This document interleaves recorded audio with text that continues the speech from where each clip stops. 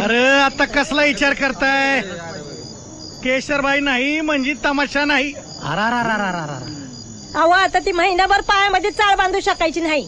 तर केवढं पाय सुचलेत. नाही तर काय, तिला पाय मोडून घ्यायला काय आम्ही सांगितलं होतं का? पण मी काय म्हणतो आबा, तुमचं ते जुना झंगाट आहे ना शेवंताबाई, तिला नाचवलं तर चालेल की आपल्याला नाचायला हो.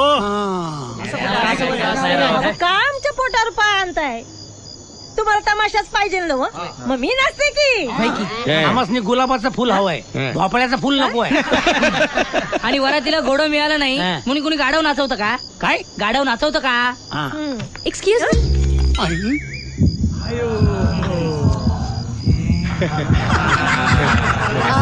मी तुमचा प्रॉब्लेम सॉल्व्ह करू शकते. तो कसं काय? वेल ते गुपित आहे, पण तुम्ही सगळे बघतच राहा.